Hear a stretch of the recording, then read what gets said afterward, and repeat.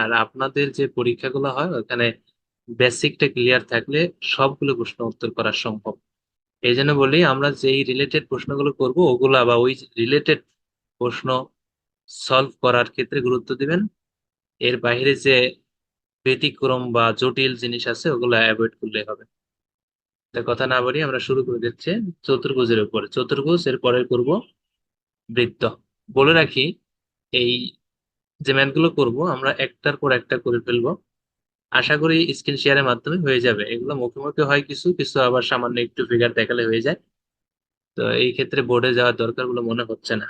আর পরবর্তী কথা হলো যে এই ম্যাথ কিছু কিছু আছে যে আপনারা নিজেরাই পারেন, ম্যাক্সিমামই আপনারা নিজেরা পারবেন। আর কিছু আছে পারবেন না বা সহজভাবে জানার জন্যই মূলত ক্লাসে উপস্থিত থাকবে। আর এগুলা করার ক্ষেত্রে স্যার গত সবসময় ক্লাসটা কিন্তু স্যার রেকর্ড ক্লাস হয় না ত্রিভুজের। ডিপার্টমেন্টের রেকর্ড ক্লাস তাই? স্যার ডিপার্টমেন্টের। আসসালামু আলাইকুম। ওয়ালাইকুম আসসালাম। স্যার আমি তো একদম আজকে ফার্স্ট হলো ক্লাস শুরু করতেছি। এর আগে কয়টা ক্লাস হয়েছে এই ম্যাথের? আচ্ছা, ম্যাথের উপর একটা ক্লাস গত বুধবার। ও ক্লাস, সমস্যা নেই, শুধু ত্রিভুজের উপর ক্লাসটা হয়েছিল। আর আপনাদের লেকচার শিটটা দেওয়া হবে, ওখানে ত্রিভুজের পার্ট 2 থাকবে। আজকে মূলত বড় ক্লাস হবে, হ্যাঁ? আচ্ছা, শুরু করে দিচ্ছি। চতুর্ভুজ মনে রাখবো, যার চার বাহু আছে বা চারটা কোণ আছে সেগুলাই হলো চতুর্ভুজ। চতুর্ভুজের মধ্যে কি কি থাকতে পারে? চতুর্ভুজের সাথে আমরা সম্পৃক্ত, যেমন এই যে বর্গ, বর্গের চার বাহু সমান থাকে। আয়তক্ষেত্রের বিপরীত বাহুগুলো সমান থাকে। সামন্তরিকের ক্ষেত্রে সামন্তরিক যেটা হয় সেটা হলো আয়তক্ষেত্রকে যদি আমরা একটু যদি ফিগারে দেখাই তাহলে একটু বেশি সুবিধা হবে। তো যেটা আমি বলছিলাম আর একবার বলছি, বর্গ, বর্গের ক্ষেত্রে চারটা বাহুই সমান হয়। তো চারটা বাহুই যদি সমান হয় তাহলে এর ক্ষেত্রফলটা কি হয়? এই ক্ষেত্রফলটা হয়, মিউট করে নিতে হবে যার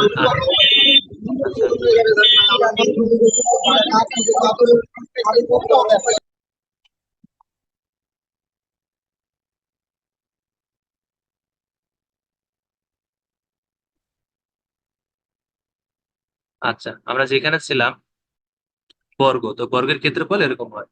এরপরে আয়তক্ষেত্র, আয়তক্ষেত্রে আয়তক্ষেত্রে বিপরীত বাহুগুলো সমান হয়, তাহলে এটা একটা আয়তক্ষেত্র। আয়তক্ষেত্রের এক বাহু যদি এ হয় অপর বাহু যদি বি হয় এর ক্ষেত্রফল হয় এ বি। এরপর আছে কি? সামন্তরিক। সামন্তরিকটা হলো আয়তক্ষেত্রকে যদি এই বরাবর একটা চাপ দেওয়া হয়, আয়তক্ষেত্রের যদি ওই বরাবর একটা চাপ প্রয়োগ করা হয় তাহলে এটা বেঁকে এরকম হয়ে যায়, হ্যাঁ? এরকম আকার ধারণ করে, এরকম আকার ধারণ করে। এটা হয়ে গেল সামন্তরিক। তা সামন্তরিকের ক্ষেত্রফল পাওয়ার জন্য এই যে কর্ণদ্বয়ের গুণফল জানা থাকলে হবে, হাফ ইন্টু কর্ণদ্বয়ের গুণফল করলে সামুদ্রিকের ক্ষেত্রফল পাওয়া যাবে। আর একটা ফর্মুলা যদিও আছে। তারপরে আছে কি রম্বস। রম্বসের বিষয়টা হলো এই যে বর্গক্ষেত্রটা আছে, এই বর্গক্ষেত্রের এই বরাবর যদি একটা চাপ দেওয়া হয় তাহলে দেখতে কেমন হবে? দেখতে হয়ে যাবে এইরকম, দেখতে এরকম একটা ফিগার হয়ে যাবে। এই ফিগারকে বলা হবে রম্বস। রম্বসের ক্ষেত্রফল এই সামুদ্রিকের ক্ষেত্রফলের প্রায় অনুরূপ, বলা যেতে পারে হাফ ইন্টু কর্ণদ্বয়ের গুণফল। হাফ ইন্টু কর্ণদ্বয়ের গুণফল করলেই রম্বসের ক্ষেত্রফল পাওয়া যাবে। আর ট্রাপিজিয়াম যেটা, ট্রাপিজিয়ামে এইভাবে হয়। ট্রাপিজিয়াম তো এভাবে যদি থাকে, ধরলাম এই বাহু এ আর নিচের বাহুটা বি, আর উচ্চতা যদি হয় অর্থাৎ এ বি বাহুর মধ্যবর্তী দূরত্ব যদি এইচ হয় তাহলে ক্ষেত্রফল হয় হাফ ইন্টু বিপরীত বাহুর যোগফল ইন্টু বাহুদ্বয়ের মধ্যবর্তী দূরত্ব। এটা হয় এই ট্রাপিজিয়ামের ক্ষেত্রফল। তাহলে দেখলাম ক্ষেত্রফল সংক্রান্ত বিষয়গুলা, বর্গক্ষেত্র, আয়তক্ষেত্র, সামান্তরিক, রম্বস, ট্রাপিজিয়াম। এখন আসেন, এখন আমরা করব যেটা, ম্যাথে চলে যাব। তা আমি আবারও বলছি এই প্রশ্নগুলা কিন্তু বা এই পড়াশোনা কিন্তু ছোটকালের পড়াশোনা। আমরা বলতে পারি এই পড়াশোনা বিশেষভাবে ছোটকালের পড়াশোনা, তো সেগুলো আবার করছি। কেউ হয়তো 50%, কেউ 80% পারেন, হয়তো বা কেউ সহজভাবে অধিকাংশ প্রশ্ন পারেন, আবার কেউ দেখা যায় সহজভাবে পারেন না, ভিন্নভাবে পারেন। তো আমরা ধৈর্যের সাথে ক্লাসটা কন্টিনিউ করব যতই পারি। উদ্দেশ্য হলো যে সহজভাবে শিখে না যায় কিনা, কারণ এই প্রশ্নগুলো অপশনাল আসে, রিটেন কোনো প্রশ্ন হয় না, এগুলা নর্মালি অপশনাল প্রশ্ন হয়, সেগুলার সঠিক উত্তরটুকু জানতে হয়। আর সেই উত্তরটুকু জানার জন্য পরীক্ষার হলে খাতায় কোনো জায়গা থাকে না, যে প্রশ্ন থাকে প্রশ্নপত্রের মধ্যেই লিখে উত্তরটা বের করে আনতে হয়। এই জন্য শর্টকাট কত সহজে করা যায় সেটাই আমাদের জানা থাকতে হবে। তো চেষ্টা করব সহজভাবে উত্তরগুলো বের করার জন্য। আসেন প্রশ্ন নাম্বার 14। এই প্রশ্ন নাম্বার 14 বলা হচ্ছে একটি রেখার উপর অঙ্কিত বর্গ ওই রেখার অর্ধেকের উপর অঙ্কিত বর্গের কত গুণ হবে। যদি ফিগারে দেখাতে চাই, এই একটা রেখা, এই রেখার উপরে যদি একটা বর্গ আঁকানো হয়, এই যে ওই রেখার সমান বাহু বিশিষ্ট একটা বর্গ আঁকানো হলো। এই বর্গের বাহু ধরেন এ, বর্গের বাহু মনে করলাম এ।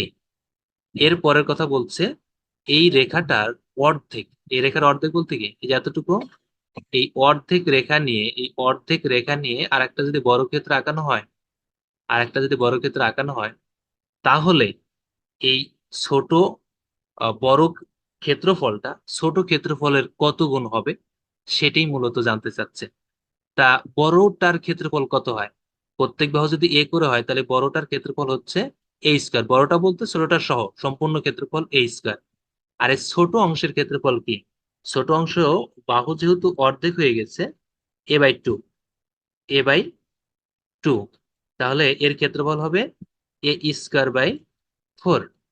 এই ছোট অংশের ক্ষেত্রফল হবে এ স্কয়ার বাই ফোর। তাহলে বড় অংশের ক্ষেত্রফলকে ছোট অংশের ক্ষেত্রফল দ্বারা যদি ভাগ করে দেন, তাহলে মানটা কত দাঁড়াচ্ছে? ফোর। তার মানে হলো বড়টা ছোট ক্ষেত্রফলটা হবে, নাকি বড়টার ক্ষেত্রফল হবে ছোটটার 4 গুণ, সেটাই জানতে চাচ্ছিল। যে অর্ধেকের উপরে অঙ্কিত বর্গক্ষেত্রের কত গুণ হবে, আমরা বলবো 4 গুণ। এর পরেরটাই দেখেন, 15 নম্বর প্রশ্নে অর্ধেকের উপর না বলে বলছে 1/4 উপর অঙ্কিত বর্গক্ষেত্র। তার মানে আপনার একটা রেখার যদি 4/1 নিয়ে ক্ষেত্রফল আঁকান, এই যে 4/1 যদি এতটুকু হয়, এই যে 4/1 রেখা নিয়ে যদি ক্ষেত্রফল অঙ্কন করা হয়, তাহলে এই সম্পূর্ণ ক্ষেত্রের এই ছোট অংশ কত গুণ হবে? অবশ্য এই ছোট অংশের ক্ষেত্রফল 4/1 যেহেতু প্রত্যেকটা বাহু হয় এ বাই ফোর করে, প্রত্যেকটা বাহু হয় এ বাই ফোর করে, তাহলে এর ক্ষেত্রফল কি হবে? এর ক্ষেত্রফল নিশ্চয়ই হবে A square by 4/4 = 16, A square by 4/4 = 16। তার মানে বড়টার ক্ষেত্রফল এ স্কয়ার, আর 1/4 দিয়ে যে ক্ষেত্রটা তৈরি হলো তার ক্ষেত্রফল হলো এ স্কয়ার বাই 16, কাটাকাটি করে থাকবে 16। তার মানে ছোটটার ক্ষেত্রফল হবে বড়টার, বা বড়টার ক্ষেত্রফল হবে ছোটটার 4 গুণ, কি বলে 16 গুণ। ঠিক আছে, 1/4 উপর অঙ্কিত বর্গক্ষেত্রের ক্ষেত্রফল কত গুণ হবে? 16 গুণ হবে। এভাবে 1/5 বলতে পারে, 1/3 বলতে পারে। আমরা এইভাবে অ্যান্সার গুলো করবো। এই 14 এবং 15-র মধ্যে কারো কোনো প্রশ্ন কি রয়ে গেল? যদি কোনো প্রশ্ন থাকে বলতে পারেন।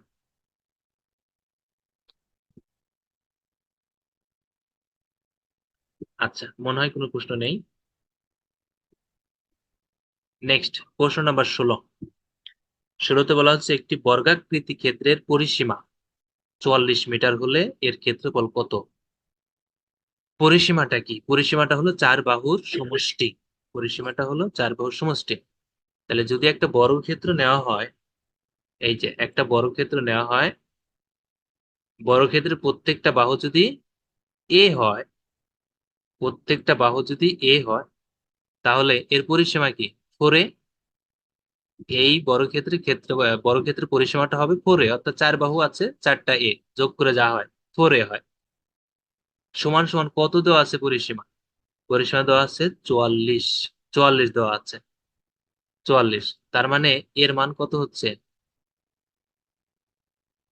11। তার মানে এই বাহুর প্রত্যেকটা বাহু হবে 11 করে। 11 করে যদি হয়, তাহলে বর্গক্ষেত্রের ক্ষেত্রফল জানি এ স্কোয়ার, মানে 11 স্কোয়ার করলে ক্ষেত্রফল পেয়ে যাচ্ছে। ক্ষেত্রফলটা হবে বাহু স্কোয়ার 11 স্কোয়ার। 11 স্কোয়ার করলে কত হয়? 121 হয়। তার মানে তার ক্ষেত্রফল হবে 121। কারো কোনো জিজ্ঞাসা?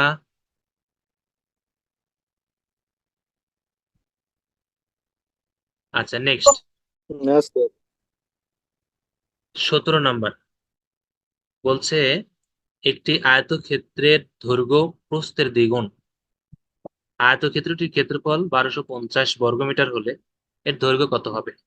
অর্থাৎ একটা আয়তক্ষেত্র নিচ্ছি, আয়তক্ষেত্রের প্রস্থ যদি হয় এক্স তাহলে দৈর্ঘ্য হবে 2x। প্রশ্নের ভাষা অনুযায়ী যে দৈর্ঘ্য প্রস্থের দ্বিগুণ, তা আমি ধরে নিলাম প্রস্থ এক্স, তাহলে দৈর্ঘ্য হবে তার দ্বিগুণ 2x।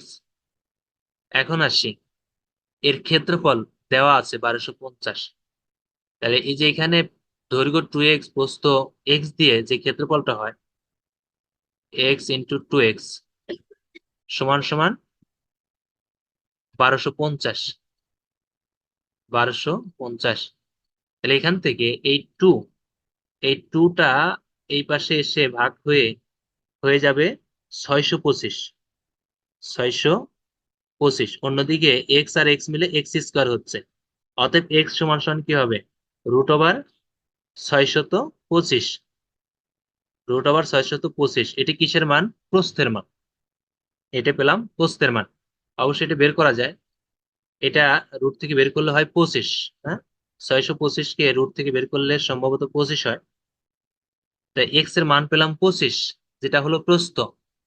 প্রস্থের মান 25, তাহলে দৈর্ঘ্য কত হবে? প্রস্থের দ্বিগুণ যেহেতু 50। 50। 50 হয়ে গেল। এতটুকুর মধ্যে কারো কোনো প্রশ্ন নেই? আচ্ছা, সহজ প্রশ্ন, সেক্ষেত্রে প্রশ্ন আহ, তেমন না থাকাই স্বাভাবিক। তারপরেও যদি কারো কোনো জিজ্ঞাসা থাকে আরো সহজ ভাবে, তাহলে অবশ্যই বলবেন, আমি তৎক্ষণাৎ সেটার উত্তর করার চেষ্টা করব। আচ্ছা, আসেন 18 নম্বর প্রশ্ন, নম্বর 18। একটি বর্গক্ষেত্রের কর্ণের দৈর্ঘ্য 6 ফুট। বর্গক্ষেত্রের ক্ষেত্রফল কত? তো বর্গক্ষেত্রের কর্ণ যদি দেওয়া থাকে, এই যে একটা বর্গক্ষেত্র, কর্ণ বলতে এটা, আর বর্গক্ষেত্র যেহেতু দুইটা কর্ণই সমান, 6 দেওয়া আছে, 6, উভয় কর্ণই 6 করে। তা যদি এ জাতীয় প্রশ্ন থাকে, তার ক্ষেত্রফল আমরা জানি, আয়তক্ষেত্র হোক, বর্গক্ষেত্র হোক, সামন্তরিক হোক, রম্বস হোক, কর্ণের দৈর্ঘ্যদ্বয় জানা থাকলে ফর্মুলা একটাই ব্যবহার করব, হাফ ইন্টু কর্ণদ্বয়ের গুণফল। হাফ ইন্টু কর্ণদ্বয়ের গুণফল হয়ে যাবে। তাহলে কত দাঁড়াচ্ছে? কাটাকাটি করে 3, 3 6 18। 318, তার মানে ক্ষেত্রটার ক্ষেত্রফল হবে 18। এরপরে দেখেন 19 নাম্বার। একটি বর্গক্ষেত্রের একটি বর্গক্ষেত্রের বাহুর দৈর্ঘ্য 8 ফুট হলে ওই বর্গক্ষেত্রের কর্ণের উপর অঙ্কিত বর্গক্ষেত্রের ক্ষেত্রফল কি হবে? তাহলে এখন দেওয়া হলো কি, বর্গক্ষেত্রের একটা বাহু, এই যে একটা বর্গ, এই বর্গক্ষেত্রটার একটা বাহু উল্লেখ রয়েছে 8। একটা বাহু রয়েছে 8। এখন বলছে যে এই বর্গক্ষেত্রটার যে কর্ণ পাওয়া যাবে বা কর্ণ এর যে দৈর্ঘ্য পাওয়া যাবে, ওই দৈর্ঘ্যের সমান বাহু বিশিষ্ট বর্গক্ষেত্রের ক্ষেত্রফল কত হবে? তাহলে এখানে আমি কর্ণের দৈর্ঘ্যটা নির্ণয় করে ফেলি। দেখেন, এইটা যদি ভূমি আর এটা যদি লম্ব হয়, তাহলে এইটা হয় অতিভুজ। তাহলে এই ভূমি এবং লম্ব যদি থাকে, তার অতিভুজ পাওয়া যাচ্ছে পিথাগোরাসের ফর্মুলা অনুযায়ী, রুট ওভার ভূমি স্কোয়ার প্লাস লম্ব স্কোয়ার সমান সমান হয় রুট ওভার 28টা 64 যোগ 64। 2 64 মিলে হচ্ছে 128। 120 28। তো রুট ওভার 128, রুট ওভার 128। এখন আসেন, রুট ওভার 128 হলো এই কর্ণের দৈর্ঘ্য। এখন এই কর্ণের দৈর্ঘ্য এর সমান বাহু বিশিষ্ট ক্ষেত্রের ক্ষেত্রফল কত হবে? তাহলে এই কর্ণের দৈর্ঘ্যের সমান বাহু বিশিষ্ট একটা ক্ষেত্র আঁকানো হলো, যার প্রত্যেকটা বাহু হলো 128। 128, তাহলে এর ক্ষেত্রফল হবে দুইটা বাহুর গুণফল, √128 গুণন √128। গুণ করলে কি হবে? যেহেতু দুইটার উপরে রুট আছে, হয়ে যাবে শুধু 128। তাহলে ক্ষেত্রফলটা হবে 128। এরপরে 20 নম্বর, একটি রম্বসের কর্ণদ্বয় যথাক্রমে 4 সেন্টিমিটার ও 6 সেন্টিমিটার হয়, তবে রম্বসের ক্ষেত্রফল কত? ওই যে কিছুক্ষণ আগে বলছিলাম যে যে কোনো চতুর্ভুজ হোক না কেন, যে কোনো চতুর্ভুজ তো না, আয়তক্ষেত্র হোক, বর্গক্ষেত্র হোক, রম্বস হোক, সামন্তরিক হোক, যদি কর্ণের দৈর্ঘ্য দুইটা জানা থাকে, তাহলে তার ক্ষেত্রফল নির্ণয়ের সহজ ফর্মুলা হলো হাফ ইন্টু কর্ণদ্বয়ের গুণফল। হাফ ইন্টু কর্ণদ্বয়ের গুণফল, তাহলে হয়ে যাবে। তাহলে এখানে কর্ণদ্বয়ের দৈর্ঘ্য দেওয়া আছে 4 এবং 6, তাহলে ক্ষেত্রফল কি হচ্ছে? 6 × 12, তার মানে ক্ষেত্রফল হবে 12 বর্গ সেন্টিমিটার। 21 নাম্বার সেম প্রশ্ন, কর্ণদ্বয় আছে 40 এবং 60, ক্ষেত্রফল চাচ্ছে। তাহলে সেম জিনিস, হাফ ইন্টু 40 গুণন 60, এটা করলে যা হয়, হয়তো মানটা হতে পারে 1200।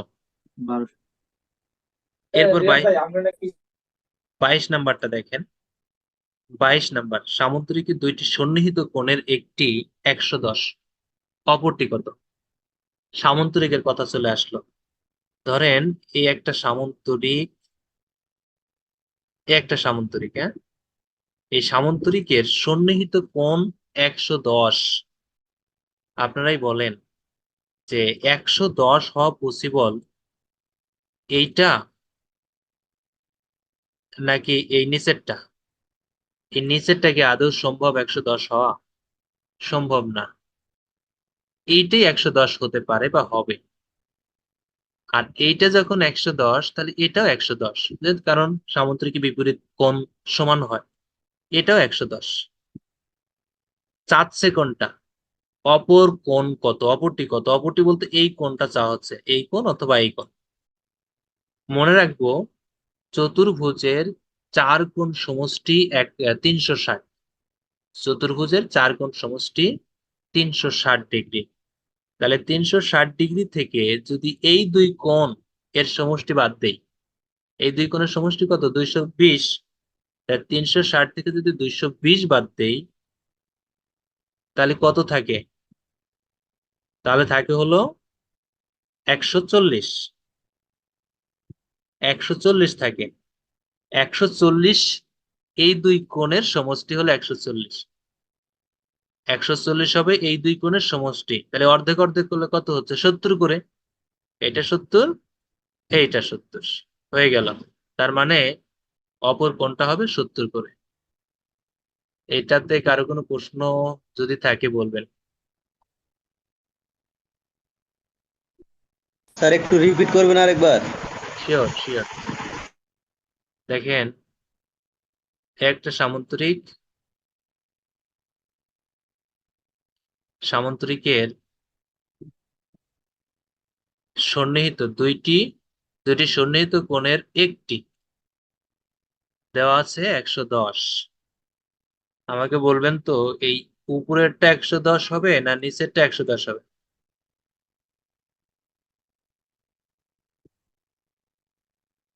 যিনি উপরেরটা স্যার।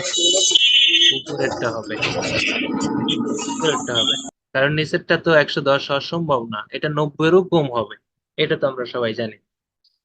আচ্ছা, এইটা যদি 110 হয়, এটাও 110, কারণ বিপরীত কোণ সমান।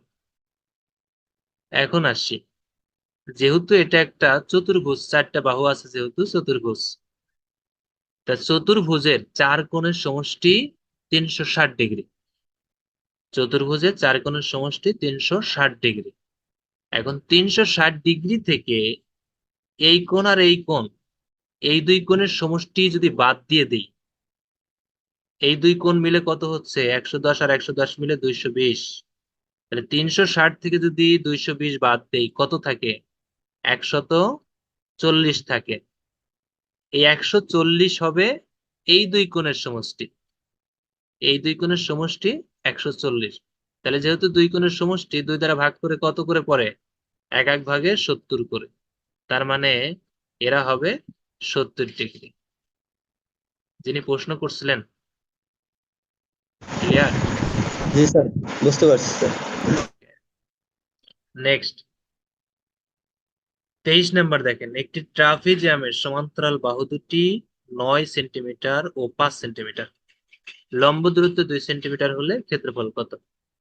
ট্রাপিজিয়ামের ক্ষেত্রফল নির্ণয়ের ফর্মুলা আমরা জেনে আসছিলাম যে বিপরীত বাহু দুটো যদি জানা থাকে, বিপরীত বাহু বলতে একটা 9 একটা 5, মানে বড়টা হবে 9 আর ছোটটা হবে 5, আর এই যে মধ্যবর্তী দূরত্ব যেটা দেওয়া আছে সেটা হলো 2। এর ক্ষেত্রফল কত? ট্রাপিজিয়ামের ক্ষেত্রফলের ফর্মুলা আমাদের জানা আছে যে হাফ ইন্টু বিপরীত বাহুদ্বয়ের সমষ্টি 5 আর 9 ইন্টু মধ্যবর্তী দূরত্ব 2। তাহলে কি হয়? এই দুই কেটে দিলাম, মাঝে থাকলো 5 আর 9 14। তার মানে এই ট্রাপিজিয়ামের ক্ষেত্রফল হবে 14। নেক্সট 24 নাম্বার, ট্রাপিজিয়ামের ক্ষেত্রফল, ট্রাপিজিয়াম ক্ষেত্রের সমান্তরাল বাহুদ্বয়ের দূরত্ব 8 8 মিটার।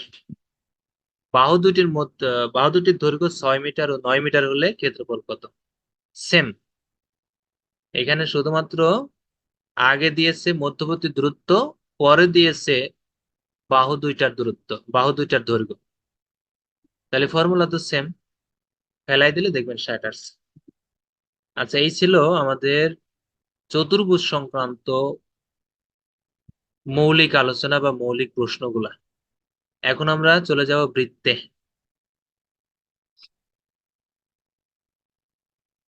বৃত্তে চলে যাব। বলে রাখি, বৃত্তের পরে স্যার জ্যামিতি। হ্যাঁ, স্যার ইন বিটুইন একটা ইন্টারফেয়ার করতেন স্যার। স্যার বুঝতে পারি না আবার।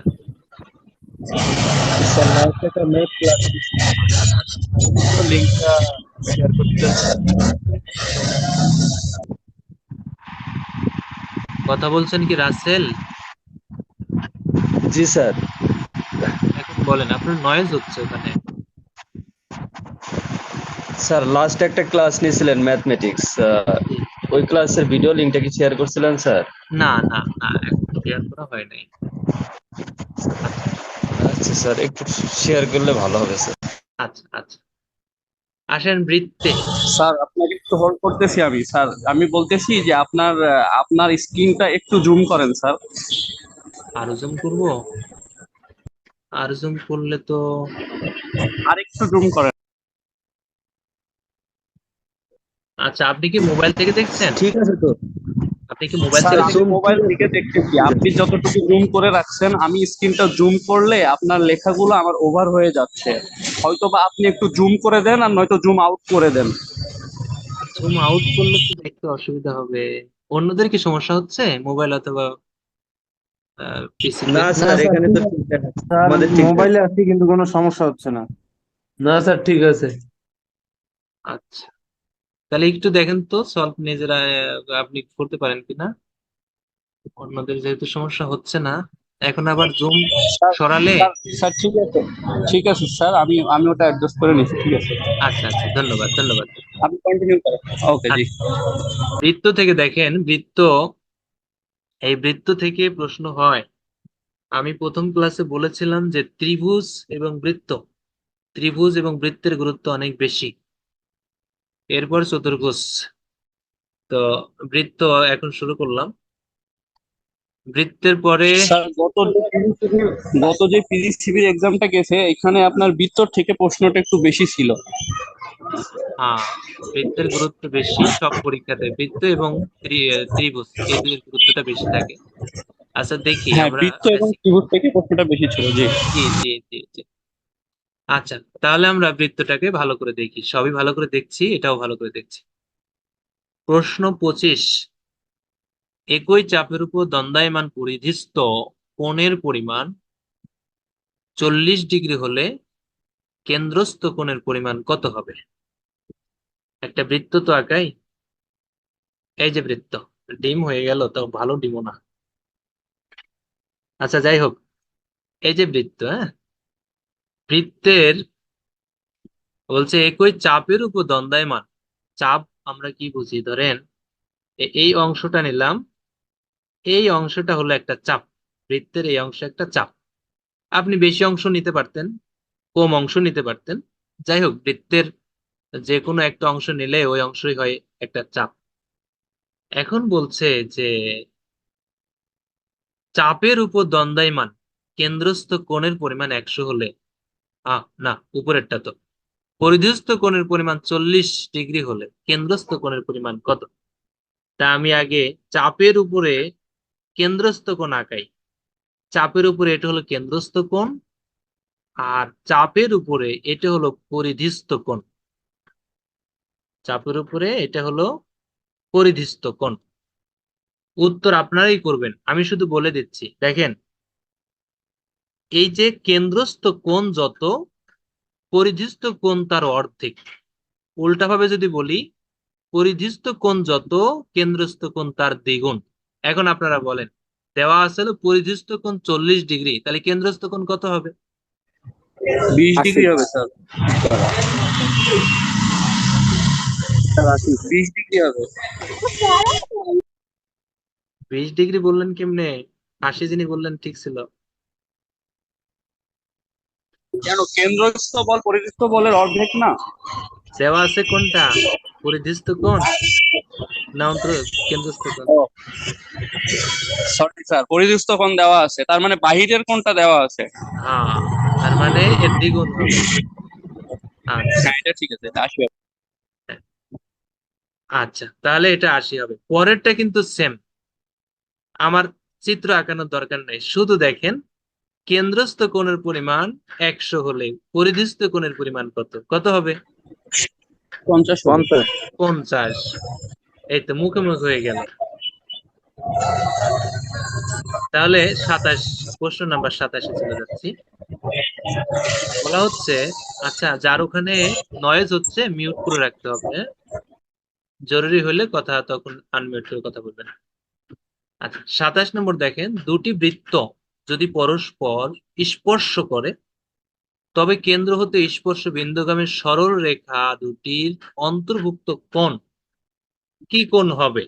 এখানে বিভিন্ন ধরনের কোণের কথা উল্লেখ করেছে। তাহলে একটা ফিগার আঁকাই। এই যে দুইটা বৃত্তকে স্পর্শ করাই দিলাম, স্পর্শ করার পরে এই যে কেন্দ্র, উভয় বৃত্তের কেন্দ্র যদি সংযোগ করা হয় স্পর্শ বিন্দু বরাবর, এই যে স্পর্শ বরাবর পরস্পর কেন্দ্র দুটি সংযুক্ত করা হলো। এখন এই যে একটা রেখা হলো, এই রেখাটার যে কোণ পাওয়া যায় সেই কোণ কত? 180। এই রেখার উপর যে কোণ পাওয়া যায় সেটা 180। আর এই 180 ডিগ্রি যদি হয় সেটা কি কোণ হয়? সরল কোণ। তার মানে উত্তরটা হবে সরল কোণ। প্রশ্ন নম্বর 28, দুটি বৃত্ত পরস্পরকে অন্তঃস্পর্শ করলো। বৃহত্তর বৃত্তটির ব্যাসার্ধ 6 সেন্টিমিটার এবং কেন্দ্রদ্বয়ের দূরত্ব 2 সেন্টিমিটার। অপর বৃত্তের ব্যাসার্ধ কত? তাহলে প্রশ্নের ভাষা অনুযায়ী একটা ফিগার আঁকালে উত্তর হয়ে যাবে। তাহলে একটা বৃত্ত বড় আছে, আর একটা বৃত্ত অন্তঃস্পর্শ করেছে, মানে এই যে একটা অন্তঃস্পর্শ করা বৃত্ত। এখন দেওয়া আছে কি? বৃহত্তর বৃত্তের ব্যাসার্ধ। বৃহত্তর বৃত্তের কেন্দ্র যদি এখানে হয় তাহলে এর ব্যাসার্ধ দেওয়া আছে হলো 6। ব্যাসার্ধ আছে 6 সেন্টিমিটার। এরপরে আসি, কেন্দ্রদ্বয়ের দূরত্ব 2 সেন্টিমিটার। কেন্দ্র এই যে বড় বৃত্তের কেন্দ্র এখানে, আর ছোট বৃত্তের কেন্দ্র হয়তো এখানে আছে। তাহলে এই কেন্দ্র দুইটার মধ্যবর্তী দূরত্ব উল্লেখ করেছে 2 সেন্টিমিটার। এই কেন্দ্র দুইটার মধ্যবর্তী দূরত্ব 2 সেন্টিমিটার। আচ্ছা, যদি 2 সেন্টিমিটার হয়ে থাকে আর ছোট বৃত্তের ব্যাসার্ধটা জানতে হয়, এই যে এটা জানতে চাওয়া হচ্ছে, আপনারাই বলেন এই বড় বৃত্তের ব্যাসার্ধ থেকে বৃত্তদ্বয়ের কেন্দ্রের মধ্যবর্তী দূরত্ব মাইনাস করে দিলেই তো ছোট বৃত্তের ব্যাসার্ধ পেয়ে যাচ্ছি। তার মানে 6 - 2 4। ফিগারটা ছোট ছিল, বুঝতে যদি অসুবিধা হয় বলবেন। স্যার একটু আরেকবার একটু বললে ভালো হয়। শিওর শিওর, আর একবার বলবো। ফিগারটা একটু বড় করে আঁকাই, তাহলে বুঝতে সুবিধা হবে। এটা একটা বৃত্ত, আর এর অন্ত্র আর একটা বৃত্ত আঁকানো, এর অন্ত্র অর্থাৎ ভিতরে একটা বৃত্ত আঁকানো। এখন দেওয়া আছে কি, দুইটা বৃত্তের কেন্দ্র দেখি। বড় বৃত্তের কেন্দ্র হলো এটা, আর ছোট বৃত্তের কেন্দ্র হলো মনে করলাম এইটা। দেওয়া আছে বড় বৃত্তের ব্যাসার্ধ।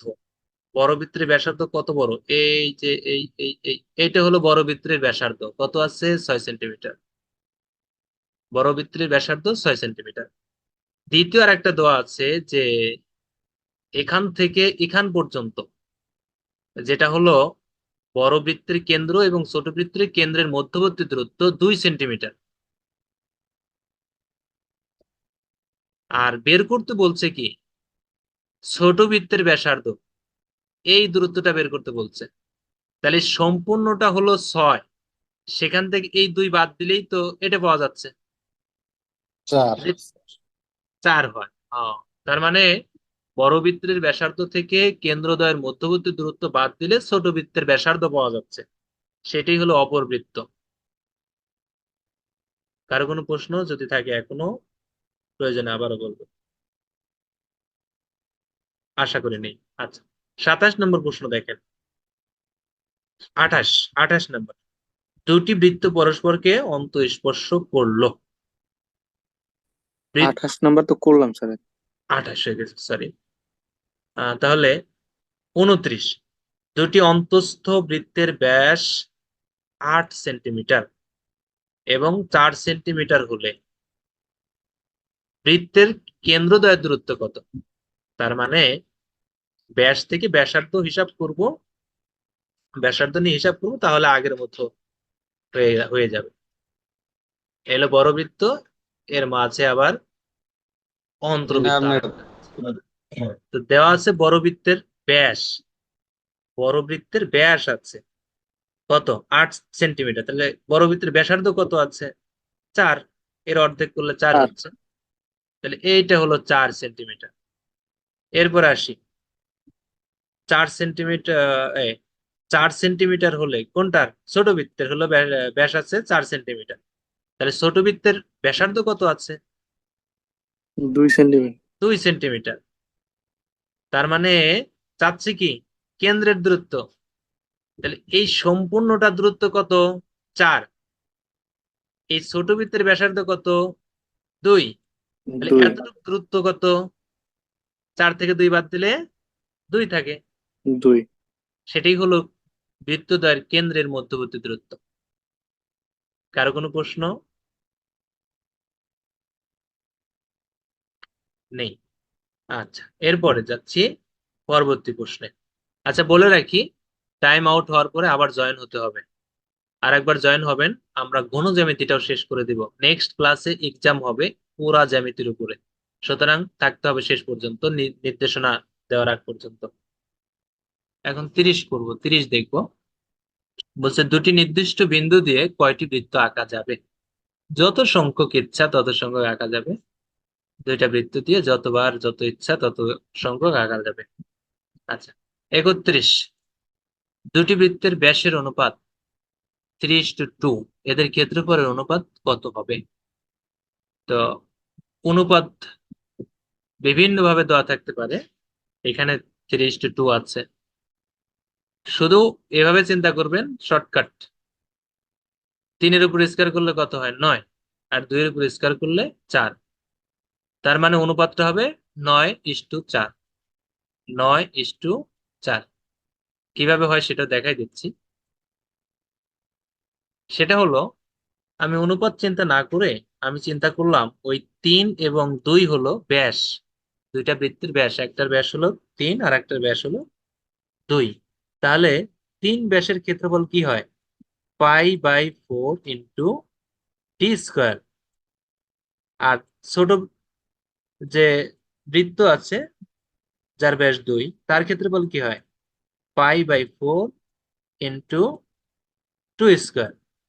তাহলে এখন দেখেন তো, এই যে π/4 কাটাকাটি উপরে নিচে, উপরে থাকলো কি 9, 3 3 9, আর নিচে থাকলো 2 2 4, তার মানে অনুপাতটা হবে 9:4। এভাবে যদি 3 4 3 2 থাকুক বা ভিন্ন ভিন্ন থাকুক, যে অনুপাতে থাকুক না কেন, পরীক্ষার হলে শর্টকাট মেরে দিবেন, এই যে স্কোয়ার করে যত যত হয়, 3 3 9, 2 2 4। যদি থাকে আপনার 3:5 থাকতে পারে, ইচ্ছা মতো যা থাকবে তাই আর কি। এখানে কি হবে? 3 3 9, 5 5 25, অনুপাতটা এইভাবে। আচ্ছা, তারপরে দেখেন 32। 32 নম্বর প্রশ্নটা পাটিগণিতের একটা পার্ট বিশেষ। পাটিগণিতে এই ধরনের প্রশ্ন দেখা যায়। তো এটার সহজ যে ফর্মুলাটা সেটি একটু বলে দিচ্ছি। সেটা হলো R1, সেটা হলো R1 plus R2 plus R1 into R2 divided by 100। এখানে R1 R2 বলতে, ধরেন দুইটা বৃত্ত যদি থাকতো, দুইটা বৃত্ত না, আরেকবার বলছি, যে যদি এমন থাকতো যে বৃত্তের ব্যাসার্ধ একবার কমানো হলো আবার বাড়ানো হলো, এভাবে যদি বলে, তারপর শতকরা কত পরিবর্তন হবে, এভাবে যদি প্রশ্ন করে, তাহলে আগে ছিল কত, সেটা R1, পরে কত ছিল, সেটা হলো R2। আর যদি দেখেন যে একটাই দেওয়া আছে, একবারই কমেছে অথবা একবারই বেড়েছে, তাহলে ওইটাই হলো R1 এবং R2 উভয়ই। এখন কমার কথা বললে মাইনাস আকারে মানটা লিখবো, আর বাড়ার কথা বললে প্লাস আকারে মানটা লিখবো। তাহলে এখানে বলছে কোন বৃত্তের ব্যাসার্ধ 10% কমলে, কোন বৃত্তের ব্যাসার্ধ 10% কমলে ক্ষেত্রফল শতকরা কত কমবে। এখানে 10% কমার কথা বলেছে, তার মানে -10। R1 এবং R2 এর মান -10। তাহলে মানটা বসাই। R1 এর মান -10%, R2 এর মান -10%। এরপরে R1 আবার লিখবো -10 গুণন -10 ডিভাইডেড বাই 100। এখন দেখেন এই শূন্য শূন্য, নিচের দুইটা উপরের দুইটা কাটাকাটি, তাহলে এখানে কি থাকছে? মাইনাস মাইনাসে প্লাস, তার মানে +1 থাকছে। আর এই পাশে কি -10 মিলে -20।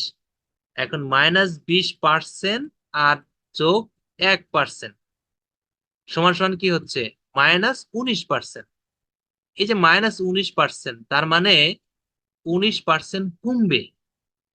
আর যদি এখানে প্রশ্নটা 10% কমার কথা না বলে বাড়ার কথা বলতো, তাহলে এখানে যেভাবে মাইনাস আকারে লিখেছে -10 -10,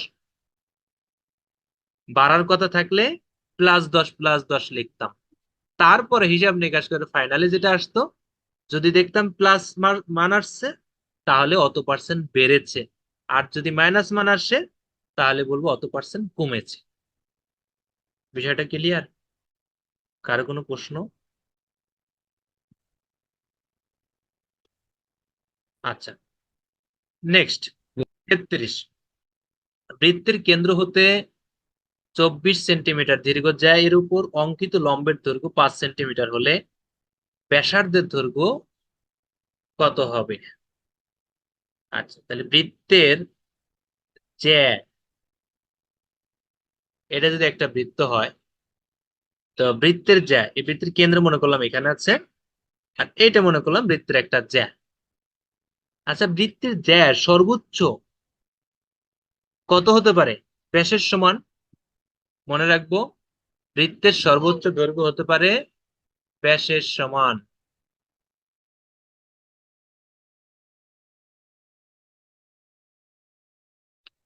আচ্ছা, বৃত্তের জ্যা, আমি ধরলাম একটা বৃত্তের জ্যা, এই জ্যার দৈর্ঘ্য কত দেওয়া আছে? জ্যার দৈর্ঘ্য আছে 24। জ্যার দৈর্ঘ্য, আচ্ছা ফিগারটা একটু বড় করে আগে, তাহলে সুন্দর হবে।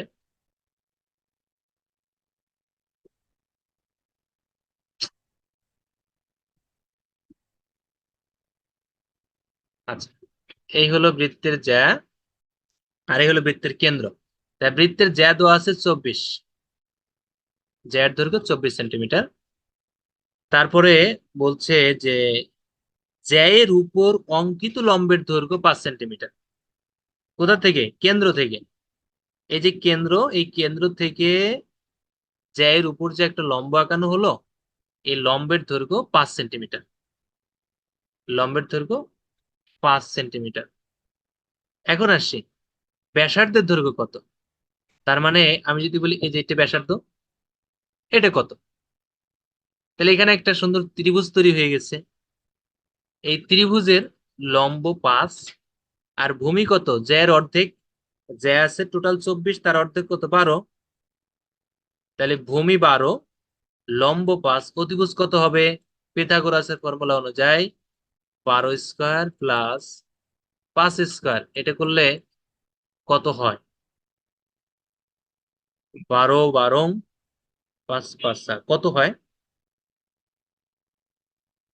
সম্ভবত 13 হবে। হিসাব করে দেখবেন, হ্যাঁ, 13 হবে। তার মানে এই বৃত্তের ব্যাসার্ধ হবে 13। এতটুকুর মধ্যে কারো কোনো প্রশ্ন? আচ্ছা, মনে হয় কোনো প্রশ্ন নেই। তারপরে দেখেন তো 34 আমরা দেখবো এখন। 34, এইবারে 34 নম্বর প্রশ্ন। কোন বৃত্তের 10 সেন্টিমিটার দীর্ঘ একটি জ্যা কেন্দ্র হতে 12 সেন্টিমিটার দূরে অবস্থিত। আচ্ছা, আগেরটার উত্তর কত ছিল? 13 13। সেন্টিমিটার ছিল। আচ্ছা, পরেরটার উত্তর 13 সেন্টিমিটারে দেখতে পাচ্ছি। আচ্ছা, বৃত্তের 10 সেন্টিমিটার দীর্ঘ একটি জ্যা কেন্দ্র হতে 12 সেন্টিমিটার দূরে অবস্থিত। বৃত্তটির ব্যাসার্ধ কত হবে? সেম প্রশ্ন, বলে দেওয়ার কিছু নাই। 35 দেখি। 35 নম্বরে বলছে যে 7 সেন্টিমিটার ব্যাসার্ধ বিশিষ্ট বৃত্তের অন্তর্লিখিত বর্গক্ষেত্রের ক্ষেত্রফল কত। তার মানে একটা বৃত্ত আঁকালেন, এই বৃত্তের মাঝে একটা যদি বর্গক্ষেত্র আঁকান, এটা হয় বৃত্তের অন্তর্লিখিত বর্গ। বৃত্তের অন্তর্লিখিত বর্গ। তো বৃত্তের অন্তর্লিখিত বর্গের ক্ষেত্রফল চাচ্ছে, দেওয়া আছে কি 7 সেন্টিমিটার ব্যাসার্ধ। তার মানে বৃত্তের কেন্দ্র যদি এখানে হয়, তাহলে এইটা দেওয়া আছে 7 সেন্টিমিটার। আচ্ছা, এটা যদি আমি একটু বর্ধিত করে দেই, এইটা কি হয়ে গেল? বৃত্তের ব্যাস। তাহলে বৃত্তের ব্যাসার্ধ যদি 7 হয়, তাহলে ব্যাসার্ধ কত হবে? কি বলে, ব্যাসার্ধ যদি 7 হয়, বৃত্তের ব্যাসার্ধ যদি 7 হয়, তাহলে ব্যাস কত হবে? 14। 14 হবে। 14 হবে। এখন ব্যাস যদি 14 হয়, এটাকে অতিভুজ চিন্তা করি। আর যেহেতু ভিতরে বর্গক্ষেত্র, তাহলে বর্গক্ষেত্রের এই বাহুগুলো কি হবে? ইকুয়াল হবে, সমান হবে। তাহলে এই বাহুগুলো ধরলাম এ। তাহলে একটা ত্রিভুজ হয়ে গেল, ত্রিভুজের অতিভুজ হলো 14, আর এই ভূমি এ, লম্ব এ। পিথাগোরাসের ফর্মুলা অনুযায়ী আমরা বলতে পারি যে অতিভুজ স্কয়ার সমান সমান ভূমি স্কয়ার যোগ লম্ব স্কয়ার। তাহলে এ স্কয়ার যোগ করে হচ্ছে 2a স্কয়ার। 2a square. আবার এই 2 এই পাশে এসে 14 স্কয়ার আছে, ওরে কাটাকাটি করে যা হবে ফাইনালি এ সমান সমান রুট ওভার কত হয় বলেন তো কেউ একজন?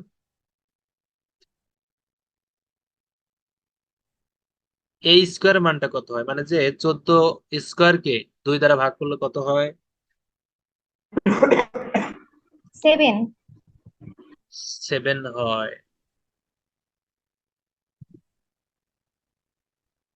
বেশি হয় না? স্যার 7√2। 7√2 ওভাবে না করে আমাকে রুটের মধ্যে আমাকে বলেন যে 14 স্কয়ারকে 2 দ্বারা ভাগ করলে কত হয়। 14 স্কয়ারকে 2 দ্বারা ভাগ করলে কত হয়?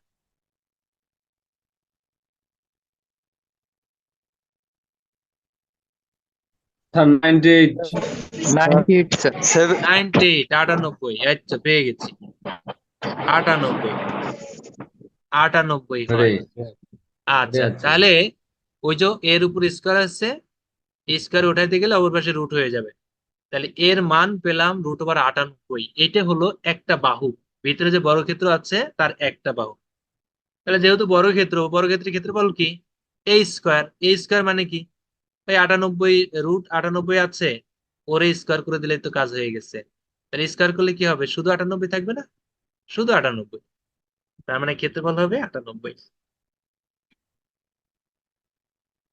আচ্ছা এখানে প্রশ্ন কি উত্তর ঠিক আছে? হ্যাঁ, উত্তর তো আছে 98। কারো কোনো প্রশ্ন যদি থাকে?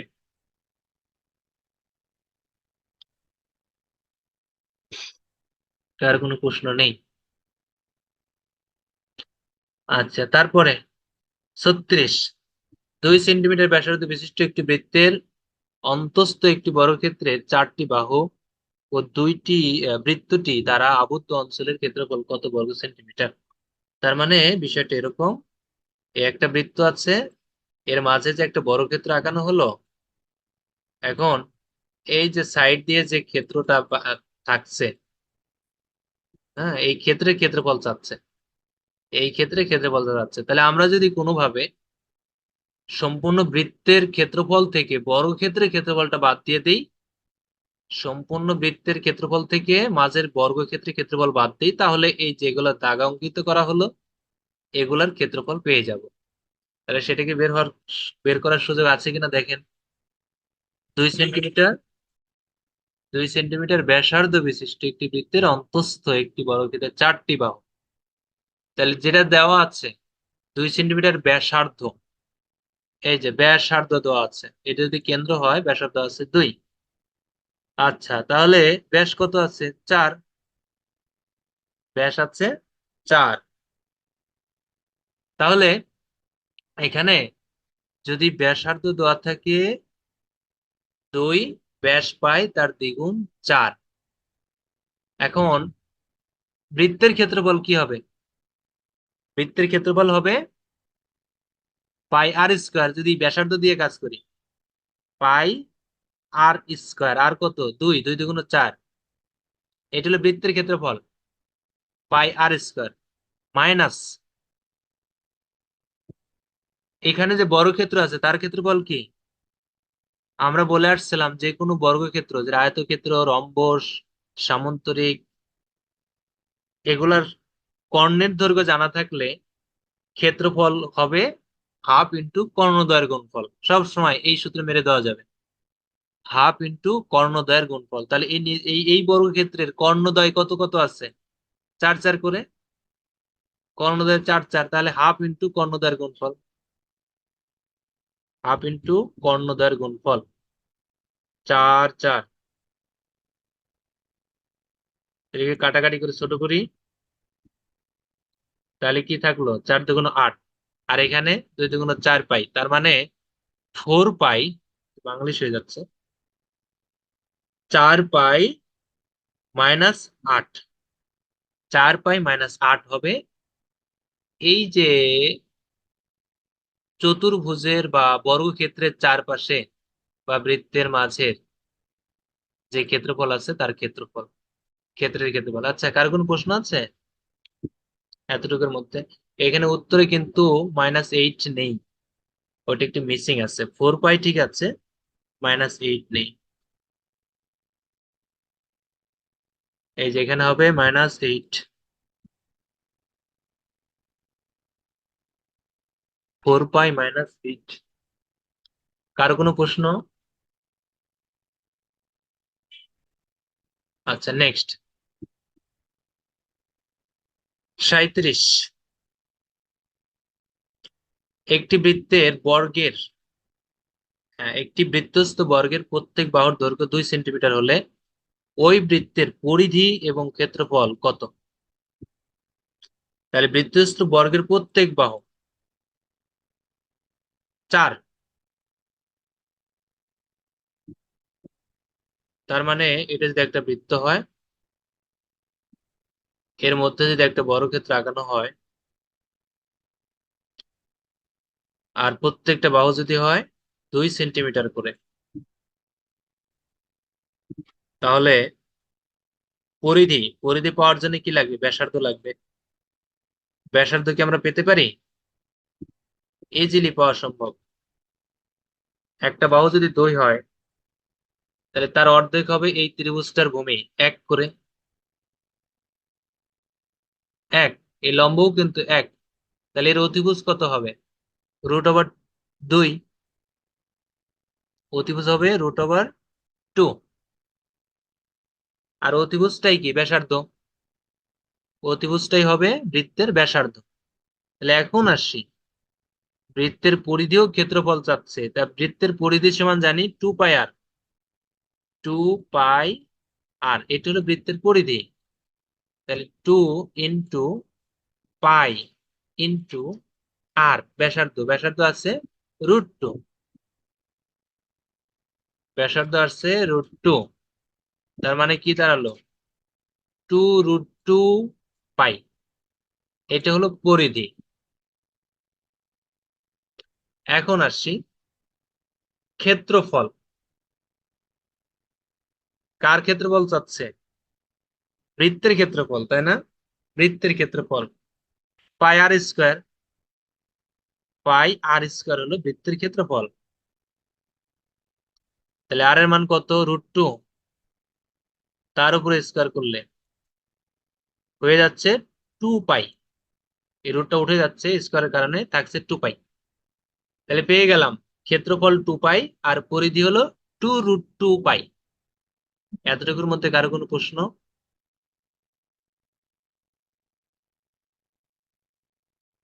নেই? আচ্ছা, নেক্সট 38। একটি গাড়ির চাকা প্রতি মিনিটে 12 বার ঘুরে। চাকাটি প্রতি 5 সেকেন্ডে কত ডিগ্রি ঘুরবে? মনে রাখবেন, একটা চাকা একবার ঘোরা মানে 360 ডিগ্রি ঘোরা। আর এখানে বললো প্রতি মিনিটে 12 বার। আমি মিনিট না বলে যদি বলি 60 সেকেন্ডে 12 বার। 60 সেকেন্ডে 12 বার। সেকেন্ড কেন বলছি? কারণ এখানে 5 সেকেন্ডে কতবার ঘুরবে সেটা নির্ণয় করতে হবে। তাই আমি বলি যে 60 সেকেন্ডে 12 বার। অতএব 1 সেকেন্ডে কত? অতএব 5 সেকেন্ডে কত? তাহলে 12 গুণন 5 ডিভাইডেড বাই 60। আর যেহেতু ডিগ্রিতে মানটা চাচ্ছে, এর সাথে 360 গুণ করে দিব। তাহলে যত হবে, সম্ভবত কাটাকাটি করে 0 0 6 ছক 36, 5 ছক 30 আর হলো 12। 12 30-এ কত হয়? 3 বারং 36, তার মানে 360। 360। তার মানে উত্তরটা হবে কত ডিগ্রি ঘোরার কথা বলছে, যে কত ডিগ্রি ঘুরবে? 5 সেকেন্ডে 360 ডিগ্রি ঘুরবে। অর্থাৎ একবার ঘুরতে 5 সেকেন্ড করে লাগবে। এতটুকু কারো কোনো প্রশ্ন আছে? নেই। নেক্সট প্রশ্ন 39। সেম প্রশ্ন। একটি গাড়ির চাকা প্রতি মিনিটে 90 বার ঘুরে। 1 সেকেন্ডে কত ডিগ্রি ঘুরবে? আগের মতোই লিখবো 12 সেকেন্ডে, কি বলে 60 সেকেন্ডে 90 বার ঘুরে। 1 সেকেন্ডে 90/1। অতএব হয়ে গেল, এর সাথে 360 গুণ করে যত হয় 540 আসবে। দেখবেন আসে কিনা। 40 নম্বর প্রশ্ন দেখেন। একটি চাকার ব্যাস 4.2 মিটার। চাকাটি 330 মিটার পথ অতিক্রম করতে কতবার ঘুরবে? তো চাকার ব্যাস দেওয়া আছে 4.2 মিটার, আর চাকাটি 330 মিটার পথ অতিক্রম করবে, কতবার ঘুরবে? এখন এখানে ঐকিক নিয়ম করব। ঐকিক নিয়ম করার আগে একটু খেয়াল রাখি, ব্যাস দেওয়া আছে, পরিধি, বৃত্তের পরিধি বা একটা চাকার যে পরিধিটা, পরিধির সমান দৈর্ঘ্য, পরিধির সমান দৈর্ঘ্য, এক পরিধি অতিক্রম করা মানে পরিধির সমান দৈর্ঘ্য অতিক্রম করা। তাহলে পরিধি কত হচ্ছে? এই চাকাটার পরিধি হচ্ছে, পরিধি কি জানি 2πr, আবার অন্যভাবে বলা যায় πd। পরিধি কিন্তু 2πr হয়, আবার πd হয়। 2πr হয় এবং পাই ডিউ হয়। তো পরিধি কত হচ্ছে? পাই ইন্টু ডি, ডি আছে 4.2, 4.2। তার মানে একবার যদি ঘোরে তাহলে একবার ঘুরলে চাকাটা কত দূর যাবে? 4.2 পাই দূরত্ব অতিক্রম করবে। 4.2 পাই দূরত্ব অতিক্রম করবে। তাহলে যে 360 মিটার পথ অতিক্রম করলে কতবার ঘুরবে? তার মানে 360 কে যদি 4.2 পাই দ্বারা ভাগ করে দেই তাহলেই কতবার অতিক্রম করবে সেটা পেয়ে যাব। তার মানে 330 ভাগ 4.2 পাই, এটা করলে দেখবেন 25 সামথিং সামথিং আশেপাশে সেই মানটা পাবেন। তার মানে 25 বার করবে। আচ্ছা, আমাদের বৃত্ত মনে হয় শেষ হয়ে গেল।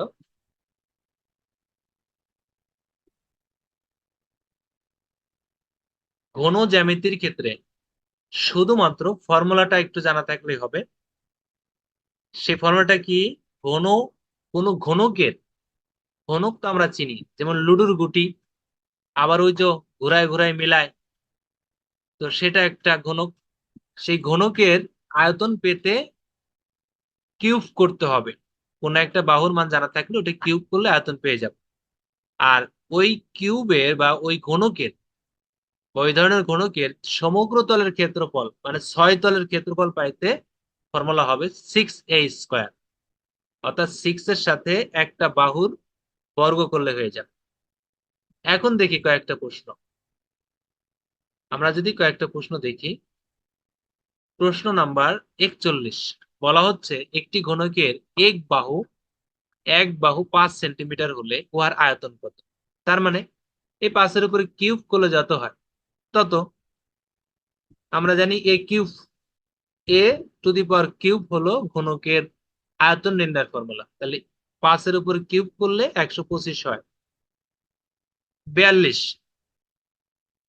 এখানে একটা মিসিং আছে। এখানে উঁচু, কত উঁচু সেটা বলা নাই। একটা নির্দিষ্ট সমান উঁচু হবে, একটা মান দেওয়া থাকবে যে এত উঁচু একটি বাক্সের দৈর্ঘ্য 3 ফুট, প্রস্থ 2 ফুট, বক্সটির আয়তন কত? বাক্সটির আয়তন পাওয়ার জন্য আমরা জানি কোন আয়তাকার কোন ঘনবস্তুর ক্ষেত্রে আয়তন নির্ণয় করার জন্য আমরা জানি যে দৈর্ঘ্য গুণন প্রস্থ গুণন উচ্চতা। যেমন ইট, একটা ব্রিকের বা একটা বাক্সের আয়তন পাইতে গেলে দৈর্ঘ্য প্রস্থ এবং উচ্চতা লাগবে। তিনটা গুণ করলেই আয়তন পেয়ে যাব। তো এখানে উচ্চতাটা উল্লেখ নাই, উচ্চতা একটা হবে আর কি। আচ্ছা, তারপরে 43, কোন ঘনকের ধার 10 সেন্টিমিটার হলে সমগ্র তলের ক্ষেত্রফল কত? মানে হচ্ছে 6a², ফর্মুলাটা আমরা জানা আছে। 6a², এ বলতে বাহু বা ধার কত আছে? 10 সেন্টিমিটার। এর মান যদি 10 বসাই দেই, 6 × 10² করে যত হয় 600। a² মানে 100, সামনে 6 গুণ আছে মানে 600।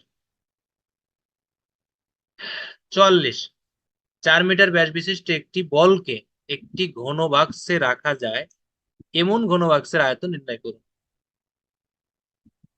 তো আয়তাকার কোন একটা, আয়তাকার তো না, বর্গাকার। তো বর্গাকার একটা যদি বাক্স নেওয়া হয়, তার মধ্যে এই বলটা প্রবেশ করানো হলো। এখন দেওয়া আছে কি? 4 মিটার ব্যাস বিশিষ্ট একটি বল। হ্যাঁ, আচ্ছা, 4 মিটার ব্যাস বিশিষ্ট একটি বল একটি ঘন বাক্সে রাখা যায় এমন একটি ঘন বাক্সের আয়তন কত হবে? আচ্ছা দেখেন তো, এই বলের ব্যাস যত, এই বাক্সের প্রতিটা দৈর্ঘ্য তো ততই। যেমন এই ব্যাস কত আছে? 4 মিটার, 4 মিটার আছে ব্যাস। তাহলে এই বাক্সের প্রত্যেকটা বাহু তো 4 মিটার করেই সমান, ব্যাস যত বাহু ততই। তাহলে কি হবে? এই বাক্সের আয়তন হবে 4 কিউব করলে যত হয়, 4 কিউব করে দিলেই দেখবেন হয়ে যাচ্ছে 64। কার কোনো প্রশ্ন ছিল নাকি? প্রশ্ন থাকলে কিন্তু বলবেন। আচ্ছা, আমরা প্রায় কাছাকাছি চলে আসছি। 45 নাম্বার, একটি ঘনকের 6টি পৃষ্ঠের ক্ষেত্রফল 216 বর্গ সেন্টিমিটার হলে ঘনকটির আয়তন কত? তা 6 পৃষ্ঠের ক্ষেত্রফল নির্ণয়ের ফর্মুলা তো আমাদের জানা আছে, 6a²। আর 6a² সমান সমান কত আছে? 216। 216। তাহলে এখান থেকে এর মান যদি পাই, সেটি হবে ঘনকের কোন একটা বাহুর দৈর্ঘ্য অথবা কোন একটা ধারের দৈর্ঘ্য। তাহলে এখানে 6 দিয়ে ভাগ করে দেওয়া হয় 216-কে, এবং যা হয় সেটাকে যদি রুট করে দেওয়া হয়, তাহলে এর মান পেয়ে যাচ্ছি। এর মান যদি পেয়ে যায়, তাকে কিউব করে দিলেই আয়তন পেয়ে যাব। সম্ভবত মানটা হবে 216ই হয়। বোঝা গেল নাকি কারো কোনো প্রশ্ন আছে? প্রশ্ন থাকলে কিন্তু বলবেন অবশ্যই, আমি বারবারই বলছি। অন্যরা প্রশ্ন করছে না বলে হয়তো আপনাদের মধ্যে কেউ কেউ দু একটা প্রশ্ন থাকলেও প্রশ্ন করবেন না, এটা কিন্তু হয় না। প্রশ্ন খুব কম সংখ্যকের থাকবে, এটি স্বাভাবিক। সবার প্রশ্ন থাকবে না, তো এই কম সংখ্যক মাঝে মধ্যে প্রশ্ন করবেন, যদি থাকে। প্রশ্ন না থাকলে তো আলহামদুলিল্লাহ। আচ্ছা, সর্বশেষ প্রশ্ন চলে আসছি। বলছে যে 47 নম্বর প্রশ্ন, একটি ফুটবলের ব্যাস 10 ইঞ্চি হলে ফুটবলটির আয়তন কত? তা এটার ক্ষেত্রফল না, আমাদের জানতে হবে যে কোন একটা গোলকের আয়তন নির্ণয়ের ফর্মুলাটা কি। গোলক, ফুটবল তো একটা গোলক। তা গোলকের আয়তন নির্ণয়ের ফর্মুলা হলো 4/3 পাই r কিউব। 4/3 পাই r কিউব। আর বলতে ব্যাসার্ধ। তা ফুটবলের ব্যাস আছে 10 ইঞ্চি, তাহলে ব্যাসার্ধ কত? 5 ইঞ্চি। তার মানে আর এর মান হলো 5। এই আর এর মান যদি 5 বসাই দেন, তারপরে যত হয় তত। এই ছিল কথাবার্তা জ্যামিতির। এখন পরীক্ষার স্যার কথায় এটা চলে তো আসে। ক্ষেত্রফল না আয়তন? আয়তন। আর স্যার এই পিডিএফটা একটু দিয়ে দিন, পিডিএফ করে লেকচার শিট বা শিওর যে শিওর কোনো ভাবে। শিওর পিডিএফ দিয়ে দেব। আর বলে রাখি আপনাদের, পরীক্ষার কথা যেটা বলছিলাম, আগামী বুধবার, বুধবার না, শুক্রবারই পরীক্ষাটা দেন। আগামী শুক্রবার, আজ বুধবার তো, এটা করতে আমরি বেগ বাঁধবে না। আর যেটা করাইলাম, শীটটা তাহলে স্যার একটু দ্রুত দিয়ে দিয়েন, শীটটা দেখে দেখে পুরাটা করতে পারলে শুক্রবারে এক্সামটা আর কি ভালোভাবে দেওয়া যাবে। আচ্ছা আমি বলছি, যে শীটটা আছে এই শীট থেকে কিন্তু প্রশ্ন দু একটা কমন পড়তে পারে, নাও পড়ে, সম্পূর্ণ ভিন্নভাবে হবে। তো সেই ক্ষেত্রে আপনাদের কাছে, যার কাছে যে বই আছে, ওই বইয়ের ম্যাথের জ্যামিতি পার্ট করে ফেলবেন, করে ফেলবেন। আমরা যা করলাম সেই রিলেটেড করার চেষ্টা করবেন। আর যেগুলা জটিল, মনে করেন যে এই রিলেটেড না, একটু ভিন্ন ভাবে করা আছে বা ভিন্ন ভাবে বোঝাই যায় না, কঠিন যেগুলা বলে, ওগুলা অ্যাভয়েড করতে পারেন।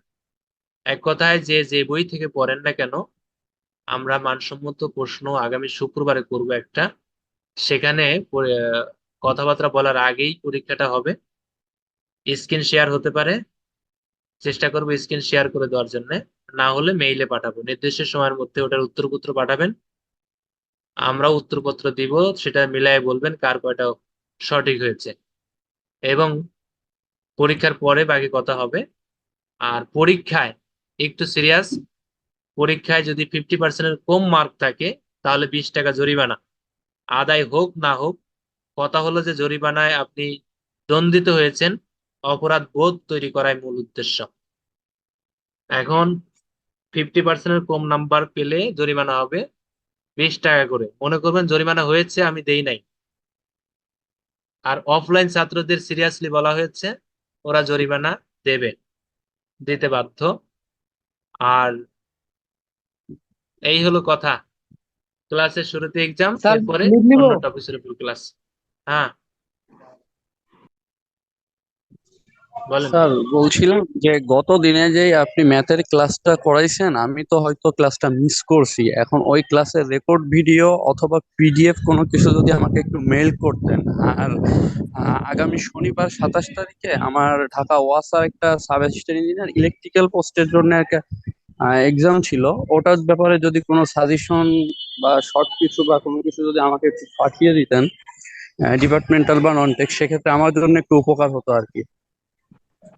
তা আপনি আমাদের যে গ্রুপে একটা প্রশ্ন শেয়ার করা আছে, ওই প্রশ্নটা দেখবেন। গতবারে যে প্রশ্ন হয়েছিল ওয়াসার, ওই প্রশ্ন দেখলেও আপনি অনেকটা আমি গেস। স্যার ওয়াসার প্রশ্নটার ব্যাপারে একটু দেখলাম, যেটা হচ্ছে যে তারা 2019 সালে যে প্যাটার্নে প্রশ্ন করছিল, মানে সেম প্রশ্নটাই আবার 2024 সালের মার্চ মাসে বা জানুয়ারিতে তাদের একটা এক্সাম হয়েছে। মানে এটা আর কি কিছুটা চেঞ্জ করে আর কি আবারও প্রশ্নগুলো মানে আসছে এমনটা। আচ্ছা, এই ক্ষেত্রে এটা ভাবা যাবে না যে এবারও ওই একই প্রশ্ন দিয়ে দেবে, তবে ওরকম প্রশ্নের কোয়ালিটিটা এরকম হবে, এটা মাথায় রেখে পড়লেই হবে। আর ওখানে দেখলেই তো বোঝা যাচ্ছে কোন কোন সাবজেক্ট থেকে কয়টা প্রশ্ন দিয়েছে, অ্যানালাইসিস আপনি নিজেই করতে পারবেন আশা রাখি। ঠিক হ্যাঁ, আছে। এটা আমি অ্যানালাইসিস করছি, কিন্তু সব থেকে বেশি সমস্যা হচ্ছে কি স্যার, যে ওইখানে ওদের ঢাকা ওয়াসা তো সিভিল রিলেটেড, সেক্ষেত্রে তারা সিভিল ডিপার্টমেন্টের আর কি ডিপার্টমেন্টাল সাইডটাতে সিভিলের প্রশ্নগুলো একটু বেশি রাখছে। ওটা তো সিভিল বলবো না, ওটা হলো বিজ্ঞান। ওটাকে বিজ্ঞান হিসেবে নিতে হবে। কম্বাইন্ড প্রশ্ন যদি হয়, আচ্ছা। ওটা হলো কমন প্রশ্ন। আর স্বাভাবিকভাবেই যেহেতু সিভিলের ছাত্রদেরকে বেশি নিবে, ও সাথে ইলেকট্রিক্যালের ছাত্র কম দরকার হয়, ইলেকট্রিক্যালের জি। কম দরকার হয়, এই জন্যে ওই সিভিল যদি আহ, কোনো একজন শিক্ষক প্রশ্ন করে, সেখানে হয়তো সিভিলের শিক্ষকই প্রশ্ন করলো বা সিভিল রিলেটেড ব্যক্তি প্রশ্ন করলো, তো সেই ক্ষেত্রে সিভিলের দুই চারটা প্রশ্ন থেকে যে থাকবে, এটাই স্বাভাবিক। আর মনে করতে হবে এটা সাধারণ বিজ্ঞান। সাধারণ বিজ্ঞান এর প্রশ্ন চিন্তা করলেই হলো, ওগুলো সবাই পারে, অ্যাজ ইউজুয়াল, কমন, আনকমন কিছু না। ঠিক আছে আর তাহলে। আরেকটা বিষয় হচ্ছে যে ঢাকা ওয়াসার যে প্রশ্নগুলো হয়, এটা কি বুয়েট থেকে প্রশ্নগুলো করে নাকি এটা আইবিএ থেকে করা হয়? না, এটা না, কি আপনার জানা আছে? না, বুয়েট থেকে না। বুয়েটে প্রশ্ন হয় হলো রিটেন প্রশ্ন, প্রিলি হয় না। আচ্ছা। প্রিলি ওনারা নিজেরাই করে, অথবা আসলে নির্দিষ্ট থাকে না কারা করে দিয়েছে। ওনারা নিজেদের মধ্যে তো অনেক ইঞ্জিনিয়ার আছে, যে আপনাদের মতো ওই যে আজকে যারা নাকি ওয়াসায় চাকরি হয়ে গেলে আপনাদেরকে যদি দায়িত্ব দেয় যে সামনে পরীক্ষা হবে, পরীক্ষার জন্য 200 মার্কের কিংবা 50 মার্কে, 100 মার্কে একটা প্রশ্ন করে দেন, তো অবশ্যই করে দিতে জি। পারবেন। এই যে এরকমই হয় আর কি, ওনারা নিজেরাও করতে পারে অথবা কোনো একটা প্রতিষ্ঠানের দায়িত্ব দিতে পারে। তবে রিটেন পরীক্ষাটা সাধারণত বুয়েটে হয়, এই আর কি। স্যার ঠিক আছে। এখানে আপনার আরেকটা ব্যাপার একটু জানতে চাচ্ছিলাম, সেটা হচ্ছে যে ওয়াসার কি এই প্রিলির পরে রিটেন আছে? হ্যাঁ, হ্যাঁ, রিটেন রিটেন। আচ্ছা। ঠিক আছে, তাহলে ভালো থাকেন। আল্লাহ হাফেজ, আসসালামু আলাইকুম রহমতুল্লাহ। জি, আসসালামু আলাইকুম।